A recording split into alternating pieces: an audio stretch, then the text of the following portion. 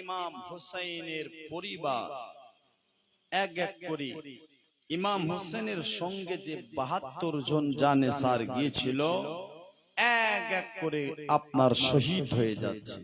এক এক করে সবাই যায়, শহীদ হয়ে যায়। যে যায় সেই শহীদ হয়ে যায়। মুসলমান এক কথাই শেষ, আর কেউ নাই, শুধুমাত্র তার বেটা, যার নাম হলো আলী আকবর। জোরে বলো কি নাম? আলী আকবর, যার বয়স হলো 18 বছর। কত বছর? 18 বছর বয়স। এ আলী আকবর আপনার বেরাদার যখন দেখছে আর কেউ নাই, আব্বার খিমাতে আব্বার কাছে এসে দাঁড়িয়ে গেছে আর বলতেছেন, আব্বা আব্বা এবার আমি যাব। জোরে বলুন সুবহানাল্লাহ।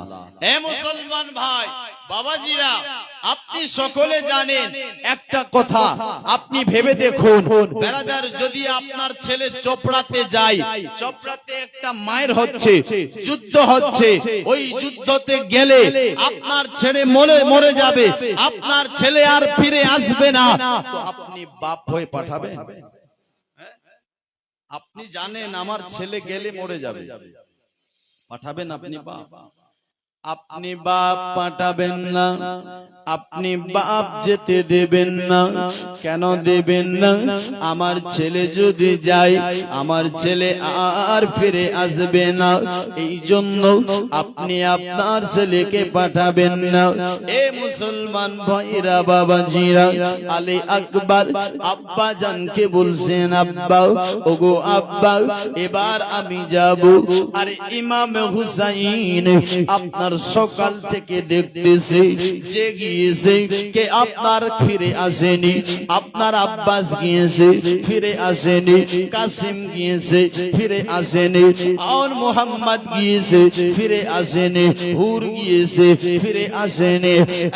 মুসলমান ভাইরা বাবাজিরা, যে গিয়েছে গো আপনার কেউ ফিরে আসেনি। কেমন করে বলো? বাপ আপনার বেটাকে এজাজত দেবে যে বেটা যাও, তোকে আমি যেতে দিচ্ছি, তুই যা। এ মুসলমান ভাইরা বাবাজিরা, বাপ এজাজত দিতে পারে না, কিন্তু দেখেন ইমামে হুসাইন আলী আকবরের কথা শুনে বুক ফেটে যাচ্ছিল, ধরপর করতেছিল, কলিজা ফেটে যায়।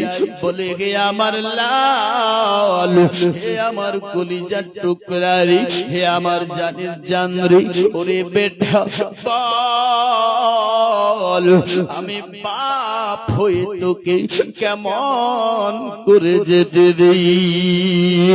হে মুসলমানেরা ভাইরা, ইমামে হুসাইন আপনার এজাজত দেয় না। ইমাম হোসেনের বেটা আলী আকবর বলেছেন, আব্বা ওগো আব্বাজি আপনি যদি আমায় এজাজত না দেন, তাহলে জানেন দুনিয়ার মানুষ আপনার ব্যাপারে কি বলবে? দুনিয়ার লোকেরা বলবে, দেখো হুসাইন কারবালার ময়দানে ভাগনাকে কাটিয়ে দিয়েছে, ভতিজাকে কাটিয়ে দিয়েছে, এবং কি এক এক করে সবাইকে কারবালার ময়দানে কাটিয়ে দিয়েছে, কিন্তু নিজের বেটাকে আপনার বাঁচিয়ে রেখেছে, নিজের বেটাকে যেতে দেয়নি।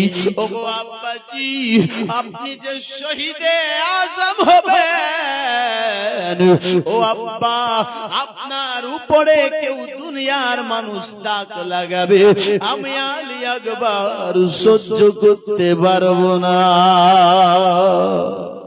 সুবহানাল্লাহ সুবহানাল্লাহ, জোরে বলুন না সুবহানাল্লাহ। বেরাদার বন্ধুগণ ভাই, যাই হোক না কেন এগিয়ে যাই, আপনার সংক্ষেপে বলতে চাই, যদি বিস্তারিত ভাবে বয়ান করা যায় আলী আকবরের ঘটনা 2 ঘন্টা কেটে যাবে।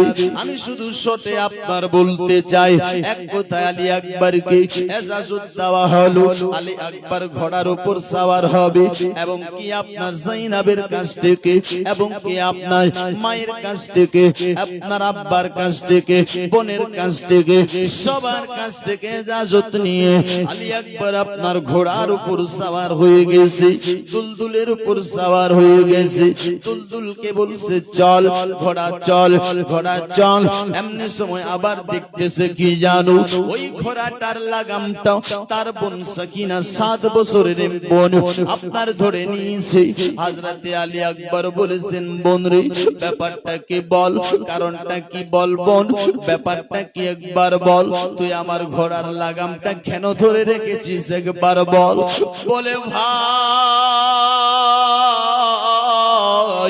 তুমি তো জানো দুনিয়ার একটা রেওয়াজ আছে, যখন ভাইরা দুলহা সাজে বোন আপনার ভাইয়ের কাছ থেকে কিছু আবদার করে, আবদার করলে কিছু পাই। ওরে ভাই আজকে যে তুমি জান্নাতের দুলহা সেজেছো ভাই রে, আমি কি তোমার কাছ থেকে কিছু পাবো না? ওরে ভাই আমাকে কি কিছু দেবে না? আলী আকবর বলেছেন বোন রে বল বোন বল, আমি তোকে কি দেব? আজ 3 দিন হয়ে গেল, 3 দিন হয়ে গেল খিমাতে এক বোন পানি নাই, আমি দেব তো কি দেব? যে তো ভাইয়ের কাছে আবদার করেছো। ওরে বোন একটা কাজ কর, তুই আপনার তোর ছোট্ট উরনিটা আমার দিকে বাড়িয়ে দে। হযরতে সাকিনা আপনার তার উরনিটা সামনের দিকে বাড়ালো, আর এ আলী আকবর টুকনু বাড়ে 2 ফোঁটা চোখের পানি ফেলে দিল। এই মুসলমান আপনার এই উরনিটাকে জড়িয়ে ধরে সাকিনা খিমাতে চলে গেল। আপনার যেতে নাই, এ আলী আকবর চলতে লাগলো, চলতে চলতে চলতে আবার রাস্তাতে দাঁড়িয়ে গেল। দাঁড়িয়ে যেতে নাই, মদিনার দিকে তাকাই, যখন ওখানে দাঁড়িয়ে গেছে ইমামে হোসেন দেখে বলতেছে হে বেটা আলী আকবর তুমি কেমন দাঁড়িয়ে গেলে বলো, তুমি যে দাঁড়িয়ে গেছো জালেমেরা যে বলবে।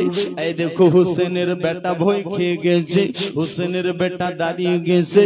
ও বেটা তাড়াতাড়ি যাও, কেন দাঁড়িয়েছো বলো? বলেছেন আব্বাজি আমি কাউকে ভয় করিনি, আমি ভয় পাইনি, আমি দাঁড়িয়েছি একটাই কারণে, শুধুমাত্র আমি মদিনার দিকে মুখটা করে আমি আমার বোন সুগুরার দিকে আপনার ঘুরে আমি আপনার আমার বোনের কাছ থেকে মাপ চাচ্ছি। আমি যখন মদিনা ছেড়ে আসছিলাম আমার বোন সুগুরা আমাকে বলেছিল ভাই ও ভাই রে আমাকে সঙ্গে নিয়ে নাও, আমি একাই কেমন করে মদিনায় থাকবো, বাপ থাকবে না, মা থাকবে না, ভাই থাকবে না, বোন থাকবে না, আমাকে সঙ্গে করে নাও। আলী আকবর বলেছিল বোন চিন্তা করো না রে, 1 মাস পরে দেখবে আমি এসে তোমাকে সঙ্গে নিয়ে যাব। সুবহানাল্লাহ। तकबीर, नारे रिसालत, नारे रिसालत, मसलके आला हजरत, मसलके आला हजरत, शहीदाने करबला। सुभान अल्लाह, सुभान अल्लाह। वाह ब्रदर इस्लाम मुअज्जज़ सामाईन किराम, ए আলী আকবর বলেছিল কি যে আপনার আমি আমার বোনের দিকে ঘুরে আমি মাফ চাচ্ছি, যেটা ওয়াদা করেছিলাম সেই ওয়াদা তো আমার পূরণ হলো না, জোরে বলো আব্বা এই জন্য মাফ চাচ্ছি যে বোন সুগুরা রে তুই আমাকে মাফ করে দিস বোন, আমি তো তোকে আর নিতে পারলাম না। এই বলে আলী আকবর রওনা হয়ে গেছেন আবার কারবালার দিকে, জোরে বলুন সুবহানাল্লাহ। দোস্ত বন্ধুগণ ভাই বাবাজিরা আলী আকবর যাওয়ার পরে বেরাদার মিল্লাতে ইসলামিয়া এ আলী আকবর যুদ্ধ আরম্ভ করে দিয়েছে। এক কথায় ঘটনা লম্বা, কিন্তু আলী আকবর এমন ভাবে তলোয়ার চালায় যেমন বিজলি চলে বেরাদার, কত তেজ রফতারে, এরকম বিজলির মতন তলোয়ার তার স্পিড চলতেছে বেরাদার, যাকে লাগে তার বডি থেকে মাথা আলাদা হয়ে যায়। জোরে বলো।